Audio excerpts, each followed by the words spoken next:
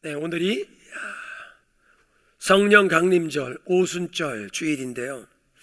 본문은 예수님께서 약속하신 대로 오늘 예배의 부름이었습니다. 십자가에 고난 받으시고 부활하신 다음에 승천하시기 전에 예수님께서 제자들에게 말씀하셨습니다. 내가 가면 아버지께 또 다른 보혜사를 보내어 주시도록 기도하겠다. 그렇게 예수님께서 약속하신 그 보혜사 성령을 기다리도록 너희들은 예루살렘을 떠나지 말고 아버지께서 약속하신 것을 기다리라. 세례 요한은 너희들에게 물로 세례를 베풀었거니와 너희들은 며칠이 지나지 않아 성령과 불로 세례를 받으리라. 그 예수님의 말씀을 듣고 예루살렘 마가의 다락방에 120명이 모여서 기도하며 기다리다가 하늘로부터 성령이 임했던, 성령이 강림했던 그 첫 번째 오순절 날의 기록입니다. 성령의 오심은 어떤 의미가 있으며 하나님께서는 왜 교회에 성령을 보내어 주셨느냐? 오늘 이 본문의 성령의 강림과 함께 나타난 두 가지 상징적인 현상을 살펴보면서 하나님께서 우리 교회에 성령을 부어주신 의미를 살펴보도록 하겠습니다. 첫 번째로 오순절에 성령 강림과 함께 나타난 현상은 wind, 바람이었습니다. 호련히 하늘로부터 급하고 강한 바람과 같은 소리가 있어 온 집안에 가득 찼다. 급하고 강한 바람, sound of mighty rushing wind. 두 번째 현상은 fire, 불이었습니다. 마치 불의 혀처럼 갈라지는 것들이 그들에게 보이는데 각 사람 위에 이 불꽃 같은 것이 머물러 있었다. 많은 분들은 오순절 성령 강림 사건 하면 제일 먼저 방언을 생각하십니다. 그래서 이 성령 충만하면 방언을 하는 어떤 신비한 체험을 연상하시는데 오늘 본문을 보면 이 제자들이 방언을 했는데 이 방언이 어떤 신비한 언어가 아니라 이 사람들이 다 갈릴리 출신 사람들인데 한 번도 배워보지 못한 이 외국어로 하나님의 놀라운 행사를 말하여 예루살렘의 이 오순절 그 절기를 지키기 위해서 성지순례 각 지역에서 모여왔던 사람들이 이야, 놀라운 일이 일어났다. 우리가 태어났던 곳에 그 현지어로 하나님의 놀라운 행사를 듣는도다. 이 사람들 다 갈릴리 사람 아니냐? 이 어찌된 일이냐? 오순절에 나타났던 방언 현상은 알아들을 수 있는 외국어였습니다. 천사 방언이 아닌 어떤 신비한 언어가 아닌 알아들을 수 있는 외국어. 오늘도 선교지에선 가끔 이런 현상이 일어나는 간증을 선교팀들에게 듣습니다. 하나님께서 신비하게 그 현지인들의 언어로. 근데 이 중요한 것은 성령 강림의 의미를 깨닫기 위해선 그 성령이 오셨던 그 당시 상황에 동반된 이 두 가지 현상, 바람과 불의 이미지로 이 성령이 표현된 그 의미를 성경적으로 살펴보아야 합니다. 첫 번째, 성령 강림을 급하고 강한 바람처럼 표현했는데 이것은 성경이 제일 처음 기록되었던 그 언어, 구약 성경은 히브리어로 기록이 되었고 신약 성경은 그리스어, 헬라어로 기록이 되었는데 이 그리스어나 히브리어를 사용하는 사람들에게는 성령을 바람으로 비유하는 것이 자연스러운 것입니다. 구약 성경이 기록되었던 히브리어로 성령을 루아흐, 한번 따라 하십니다. 루아흐. 이렇게 바람이 새는 소리가 나야 돼요. 루아흐. 근데 성령을 루아흐 그러는데 이 루아흐라는 단어가 성령만 뜻하는 게 아니라 이 호흡을 뜻하기도 하고 바람을 뜻하기도 합니다. 그러니까 루아흐라는 단어가 그 문맥의 앞뒤에 이 문맥의 흐름에 따라서 바람으로 번역이 될 수도 있지만 성령을 뜻하는 단어면 분명히 성령 하나님을 뜻하면 성령이라고 번역이 될 수 있고 또 호흡이라고 번역될 수도 있습니다. 신약 성경이 기록되었던 그리스어, 헬라어론 성령을 푸느마, 이게 파열음인데요. 입술로 공기를 터뜨리면서 푸느마, 따라 하십니다. 푸느마. 영어로 표기하면 PNEU, 아니 어떻게 자음 두 개가 붙어 있나? 자음 모음 우리 한국 사람들은 말을 그렇게 하는데 자음이 두 개가 P하고 N이 붙어 있어서 푸누, 공기가 터지는 소리가 나야 합니다. 근데 이 헬라어로 푸누마라는 단어도 성령을 뜻하기도 하지만 바람을 뜻하기도 하고 호흡을 뜻하기도 합니다. 히브리어랑 똑같아요.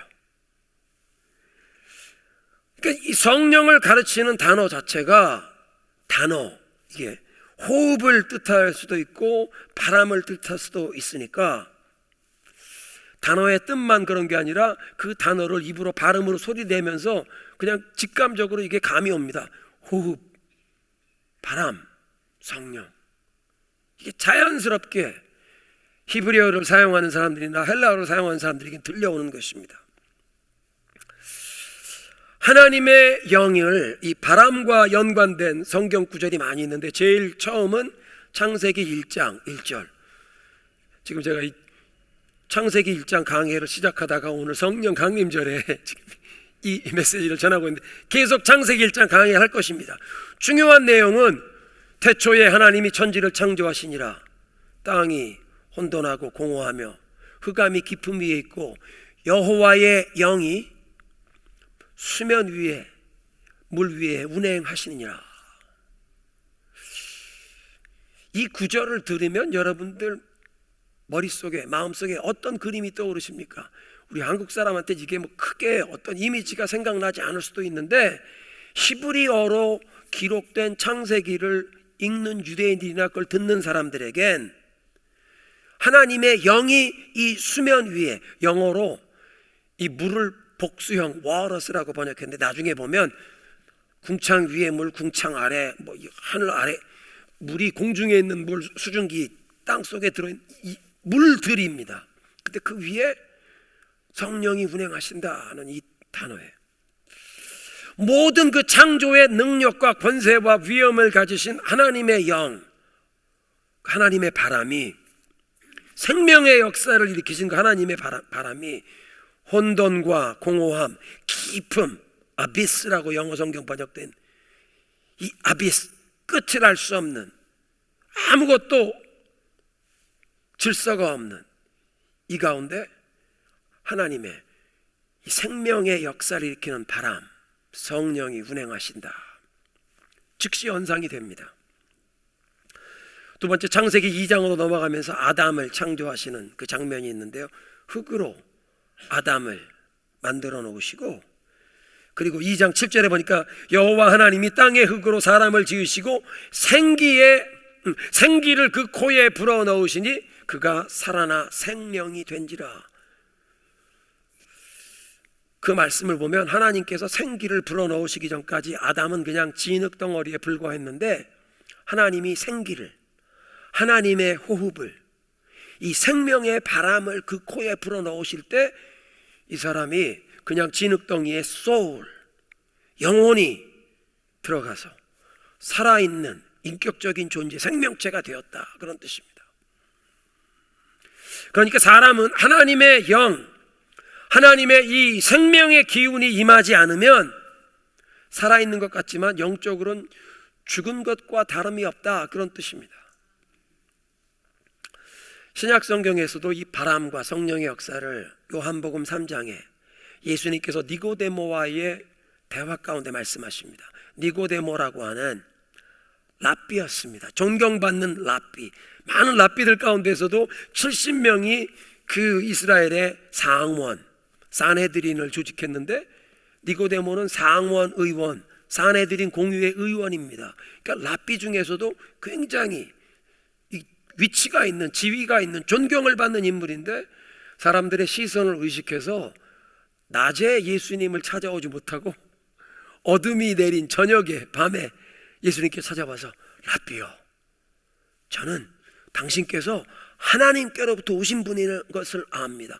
하나님께로부터 오신 분이 아니라면 이런 놀라운 일들을 행하실 수 없습니다. 예수님께서 그에게 말씀하십니다. 사람이 거듭나지 않으면 하나님의 나라를 볼 수도 없다. 지금 자기가 예수님이 하나님께로부터 오신 분이라고 알아본다고 얘기하는데 예수님께서 거듭나지 않으면 하나님의 나라를 볼 수 없다.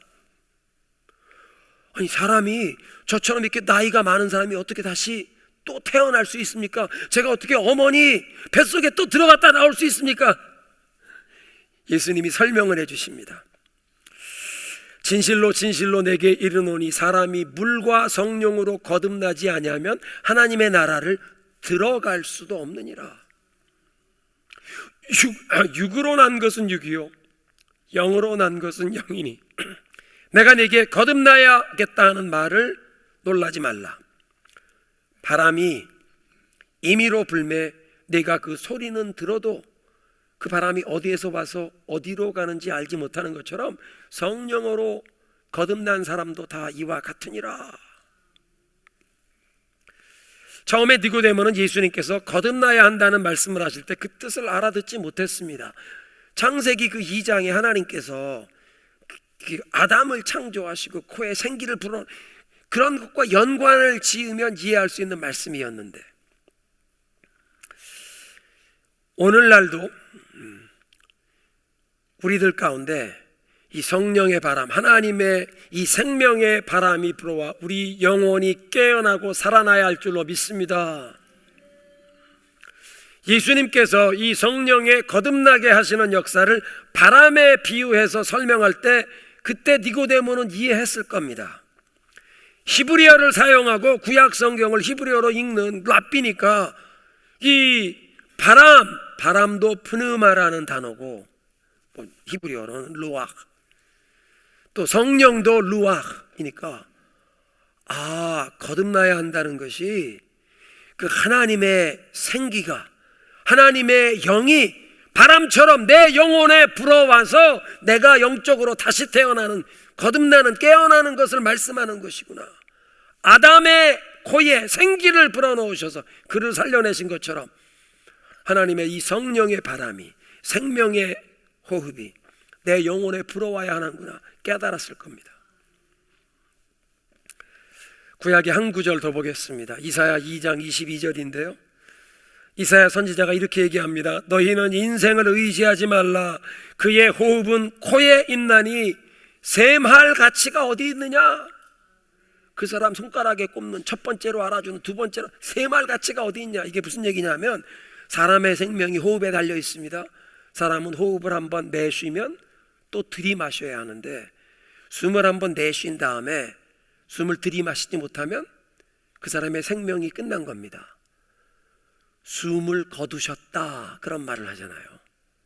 코로 숨을 내쉬고 들이쉬고 내쉬고 들이쉬고 해야 하는데 내쉰 다음에 들이마시지 못하면 생명이 끝나는 연약한 인생, 그렇게 연약한 인생, 코에 호흡에 달려있는 그 사람을 손으로 꼽아가며 그 사람에게 소망을 두고 내 인생의 어떤 기대를 그 사람에게 두느냐? 그게 아니라 하나님을 의지하라. 왜? 이 코에 호흡에 이 이미지를 사용한다면 하나님은 코에 호흡에 달려있는 분이 아니라 코로 호흡하는 모든 생명들에게 이 호흡을 주시는 생명의 근원이신 분, 모든 호흡의 근원이신 분, 그 하나님을 믿고 의지하라.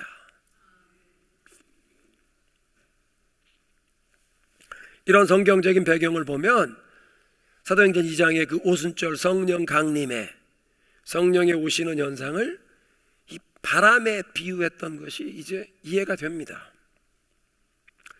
창세기 1장에 하나님의 영이 수면 위에 운행하시는 그 창조하시는 그 놀라운 역사, 무에서 유를 창조하신, 우리 눈에 보이는 모든 만물을 다 창조하신 그 능력과 권세, 그 생명의 역사를 일으키시는 하나님의 입김이 초대교회에 임하여 새 창조의 역사를 시작하시는 것이었습니다. 천지 만물을 하나님께서 창조하신 그 오리지널 창조, 이거 중요합니다. 하나님이 창조주가 되시고 우리들의 생명도 하나님이 주인이신 것을 알아 하나님의 목적과 계획을 위해 살아가야 하기에 이 창조 중요합니다. 그런데 성령이 오셔서 시작하신 새 창조, 어쩌면 더 중요할 수도 있습니다. 왜냐하면 하나님이 창조하신 이 온 눈에 보이는 이 물질 세계는 최후의 심판 때 불로 타서 없어진다. 베드로 사도가 말씀하십니다. 불에 타서 없어지고 하나님께서 준비하신 새 하늘과 새 땅이 내려온다. 그러니까 이 보이는 물질 세계는 불타 없어질 것인데 성령께서 오순절에 교회에 임하여 시작하신 새 창조의 역사는 영원할 줄로 믿으시기 바랍니다.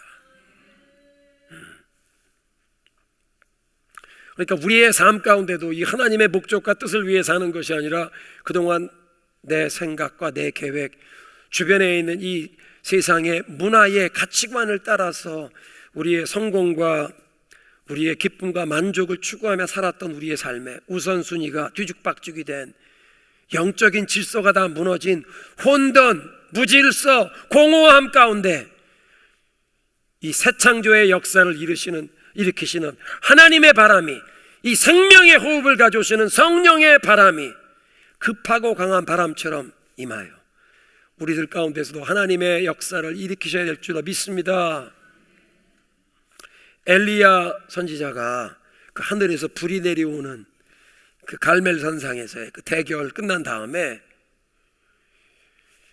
왕후 이세벨이 자기가 왕궁에서 후원하던 이 바알의 선지자들, 이 우상의 선지자들을 다 죽인 것 때문에 엘리야를 죽이겠다고 협박하는 메시지를 보내니까 두려움에 사로잡혀서 멀리 남쪽의 광야로 도망갔다가 로뎀나무 아래 누웠다가 천사가 흔들어 깨우니까 눈에 떠보니까 불에 구운 빵과 물병 2번이나 그걸 먹고 하나님이 주시는 힘을 힘입어 40일 주야를 걸어 하나님의 산 호렙에 이르죠. 그리고 동굴에 들어가 있습니다. 지금 자기를 왕후가 죽이겠다는 것 때문에 두려움에 사로잡혀 위대한 승리를 이룬 다음에 영적인 탈진에 빠진 엘리야 선지자, 두려움과 걱정과 낙심에 사로잡힌, 그리고 동굴에 갇혔습니다. 자기 스스로. 근데 하나님이 버려두시지 않고 그를 찾아오십니다. 그에게 말씀하시기 위해 찾아오시는데 열왕기상 19장 11절에 보니까 하나님이 임하시는데 여호와 앞에 크고 강한 바람이 산을 가르고 바위를 부수며 불었다. 산을 흔들어 버리고 산을 가르고 바위를 부수는, 우리 중에도 인생의 어떤 큰 문제, 상처, 아픔을 경험한 다음에 그 상처, 아픔을 잊지 못하고 그것을 붙잡고 어떤 영적인 침체에 빠져 계시는 리아가 동굴에 숨어 있는 것과 같은 그런 모습인데요, 이런 상황에 급하고 강한 바람, 산을 흔들어 버리고 바위를 깨시는 이 성령의 바람이 임하여 우리의 영혼을 흔들어 깨우시고 하나님의 말씀이 그 동굴 안에서 엘리야에게 임하니까 하나님의 말씀이 임하면 눈이 열려 보게 됩니다. 하나님의 말씀으로 우리의 영혼을 이 모든 낙심과 절망에서, 두려움과 염려에서, 지금까지 내가 했던 그 모든 실수와 이 어리석은 일들에 대한 후회, 이 낙심, 슬픔, 하나님 모든 이 염려에서 노임받게 하시고 예수 그리스도를 의지하며 새로운 생명의 역사로 일어나게 하옵소서. 급하고 강한 바람과 같은 성령의 역사입니다. 성령 감림의 두 번째 증거가 불이었습니다. 불은 무엇을 상징합니까? 성경을 이렇게 읽어보면 제일 먼저 구약 성경에서 불은 하나님의 임재를 상징했습니다. 제일 먼저 이게 나타나는 장면이 창세기 15장인데요 새벽마다 말씀 묵상하시는 분들 2주 전에 이 창세기 15장, 아브라함이 하나님께 나와 내 후손에게 이 약속의 땅을 우리가 차지하게 될 것을 어떻게 알 수 있습니까? 하나님이 확실하게 그에게 확신을 주시기 위해서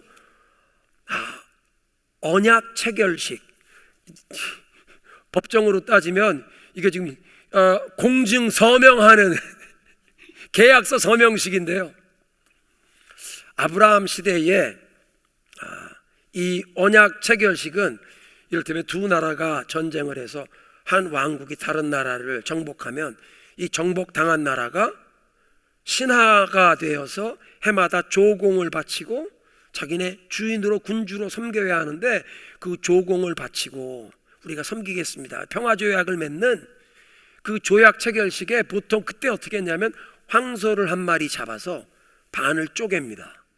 황소를 반을 쪼개고 피를 그러니까 이게 제일 어떻게 보면 엄숙한, 생과 사를 구별하는, 황소를 죽여서 피를 흘렸으니까 이건 생명을 걸고 하는 서약인데, 황소를 죽여서 둘로 갈라놓고 이 속국이 된, 앞으로 조공을 바치며 군주로 섬기겠다고 하는 나라의 왕이 이 갈라놓은 소 사이를, 쪼개놓은 소 사이를 왔다 갔다 걷는 것입니다. 그 의미는 내가 이 맹세, 이 서약을 어기면 나도 이렇게 쪼개지리라.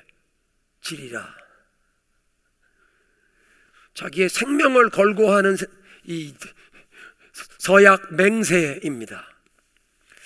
하나님께서 아브라함에게 재물을 가져와라, 송아지와 염소와 양, 비둘기를 가져와라.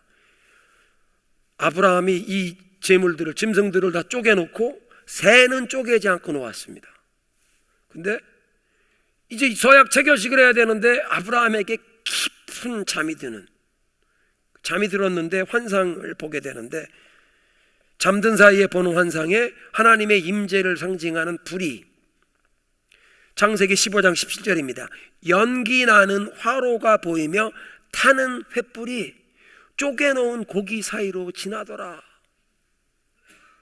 횃불, 연기 나는 화로, 하나님의 임재를 상징하는데, 하나님께서 친히 이 쪼개놓은 송아지와 염소, 양 사이를 하나님이 친히 왔다 갔다 하시면서, 막상 거기를 왔다 갔다 하면서 이렇게 이 언약 체결식에 있어야 할 아브라함은 잠들어 있고, 하나님이 이 약속을 서명을 하십니다. 일방적인 언약입니다.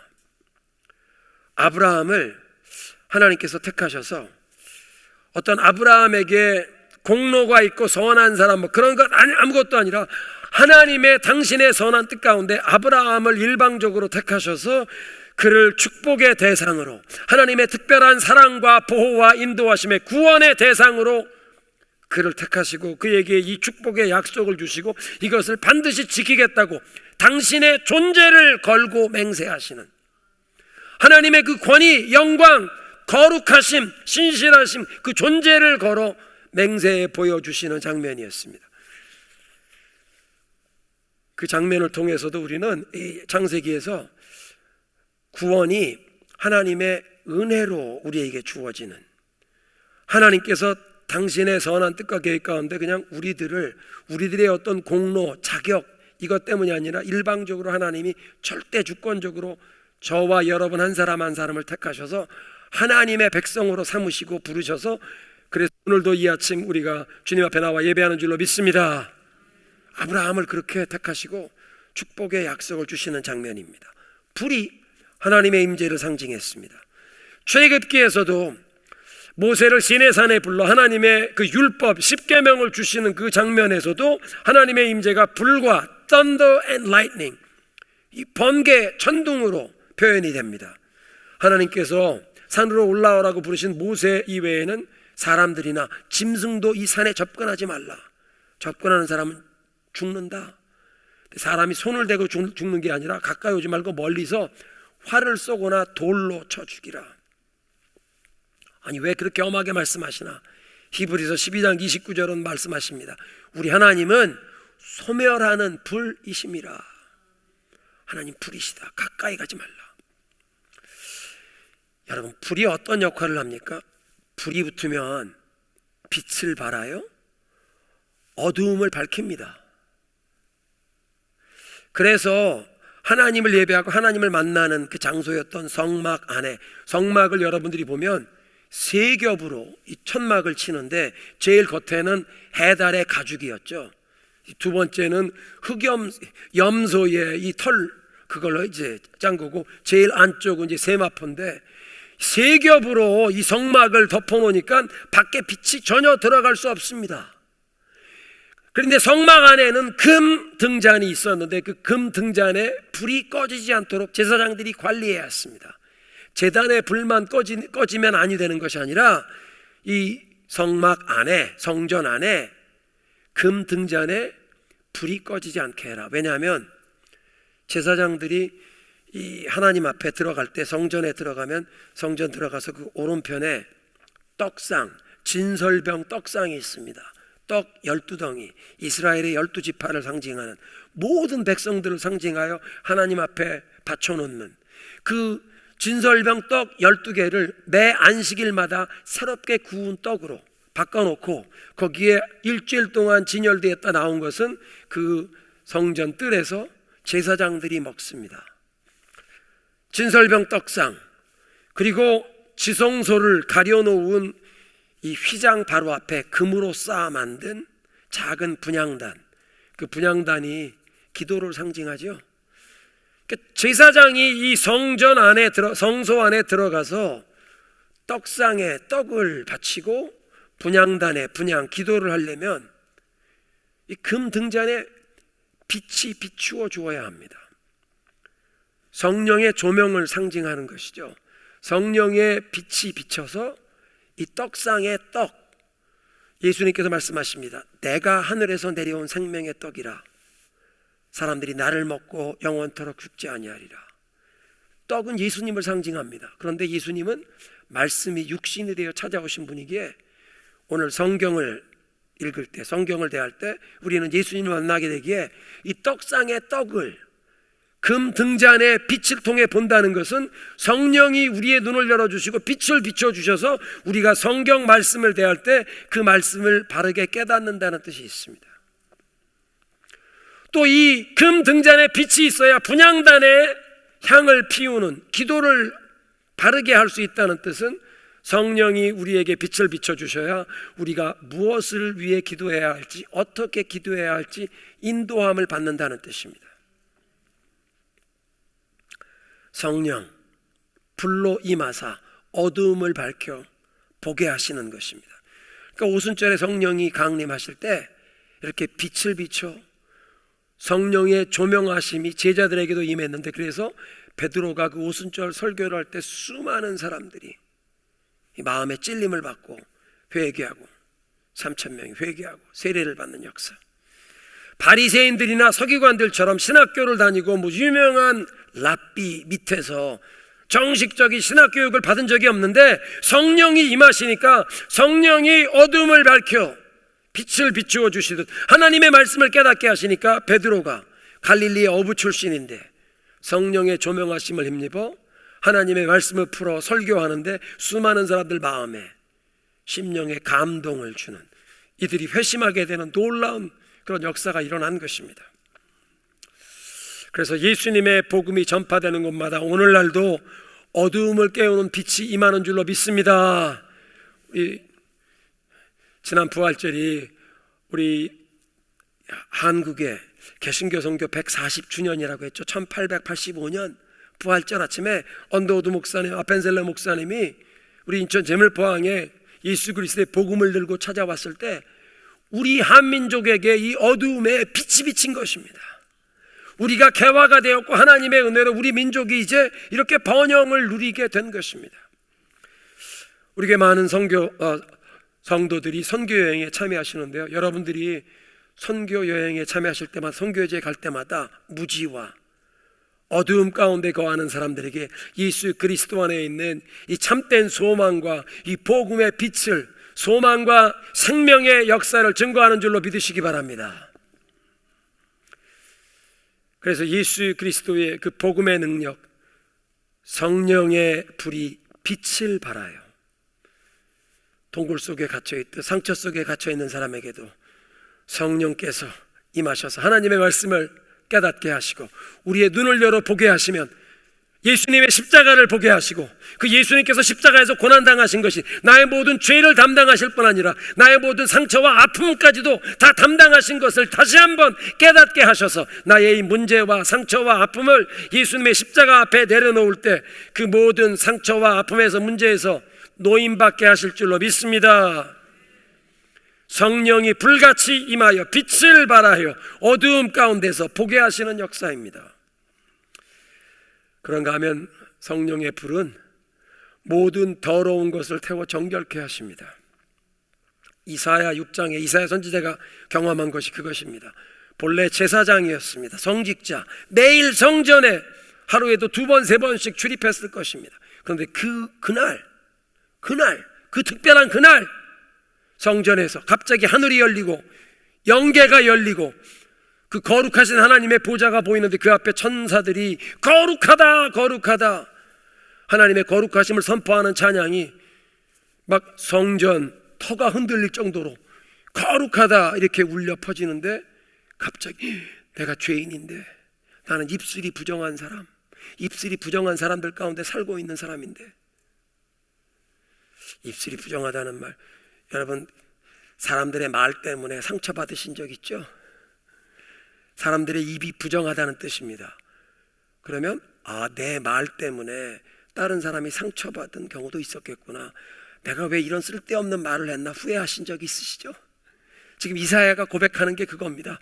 나는 입술이 부정하고 입술이 부정한 사람들 가운데 사는 이 허물 많은 죄인인데 거룩한 하나님의 임재 앞에 이제 나는 망하게 되었구나, 나는 이제 죽게 되었구나, 그렇게 참회하는데 천사 스랍이, 날개 달린 천사의 이름입니다.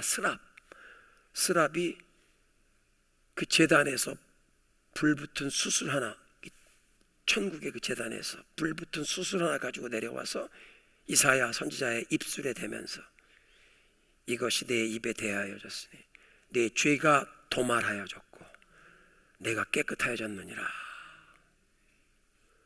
성령의 불, 죄를 다 도말하시고 태워 정결케 깨끗게 하십니다. 그래서 시내산에 이 하나님께서 모세를 올라오라고 십계명을 주시게 부르시는데 사람도 짐승도 가까이 오지 말라고 말씀하신 이유가, 우리 하나님은 소멸하는 분이십니다. 왜? 하나님은 거룩한 분이신데 죄에 오염된 존재가 사람이 근처에 왔다간 이 거룩하신 하나님의 임재 앞에 오는 순간 그냥 타서 없어져 버립니다. 멸망당해 버립니다. 그러니까 함부로 접근하지 못한다고 하시는 겁니다. 그러니까 그 성령의 불이 우리에게 임하여 우리 속에 하나님이 보시기에 합당치 않은 모든 부정한 것, 더러운 것 정결하게 태우고 깨끗게 하시옵소서. 누가복음 12장 49절에 예수님께서 당신이 이 세상에 불을 던지기 위해 오셨다. 죄 때문에 영적인 어두움에 눌려 사는 사람들 가운데 이 성령의 불이 빛을 발하여 보아야 할 것을 보게 하십니다. 하나님의 말씀을 깨닫게 하십니다. 무엇을 어떻게 기도해야 할지 깨닫게 하시는, 빛을 비추시는 성령의 그 불. 그런가 하면 주님이 불을 던지신다고 말씀하신 것은 성령이 모든 부정한 것을 태워 정결케 하시는 그 불의 역사로 하나님의 백성들에게 임하여 우리들을 정결케 하사 하나님의 백성답게 이제 곧 영광 중에 재림하실 예수 그리스도의 다시 오심을 준비하는 정결한 신부처럼 그 해를 하나님의 백성들을 거룩해 하실 줄로 믿습니다. 그러니까 세례 요한이 그렇게 증거했습니다. 마태복음 3장 11절, 내가 너희에게 회개하도록 물로 세례를 베풀거니와 내 뒤에 오시는 분은 나보다 훨씬 더 위대하셔서 내가 그의 신발끈을 풀 자격도 없다. 그런데 그는 너희들에게 성령과 불로 세례를 주시리라. 예수님께서 이 세상에 불을 던지러 오셨다는 것은 어두움을 밝히는 빛, 또 우리들의 삶 가운데 모든 부정한 것을 태워 정결케 하시는 것뿐만 아니라 불이 던져지면 불은 번져나갈 것을 뜻하십니다. 그래서 오늘 예배로 부름이었던 사도행전 1장 8절에 오직 성령이 너희에게 임하시면 너희가 권능을 받고 예루살렘과 온 유대와 사마리아와 땅 끝까지 이르러 내 증인이 되리라. 그래서 그 첫 오순절에 예루살렘의 그 한쪽 구석에 마가 요한네 집에 그 다락방에 모여있던 120명의 성도들에게 이 성령의 불이 임했는데 그 불이 번져서 2000년이 지난 오늘 우리가 이 서북미 지역에서 타코마에서 하나님을 예배하고 있는 줄로 믿습니다. 그리고 이 불은 계속 번져야 할 줄로 믿습니다. 성령을 왜 보내주셨습니까? 그 첫 오순절에 성령 충만을 받은 이 제자들이 방언을 한 것도 세계 여러 곳에서 모여왔던 사람들이 이들의 입을 통해 하나님의 위대하신 일을 그 난 곳 방언으로 듣도록 그런 놀라운 역사를 일으켜 주셨는데, 성령 충만함을 받는, 성령 세례를 받는 사람들은 예수 그리스도의 복음을 담대하게 증거하게 되는 줄로 믿습니다. 능력을 가지고 증거하게 되는 줄로 믿습니다. 성령 충만한가? 그 질문은 그리스도의 복음을 전하고 있는가? 전도하고 선교하고 있는가? 사랑하는 성도 여러분, 우리 교회는 불타오르는 공동체가 되기를 소원합니다. 성령의 불이 임하여 우리가 주님을 위해 타오르는 모든 부정한 것은 다 태워 정결케 하시고 어둠을 밝혀 빛을 볼 수 있도록 불타오르는 공동체, 또 그렇게 불타오를 뿐만 아니라 우리가 주님 향해 이렇게 불타오르는 이 불이 다른 곳에, 다른 영혼에까지 번져가는, 다른 사람까지도 주님을 향해 이 불붙게 하는 불타오르는 공동체 되게 하옵소서.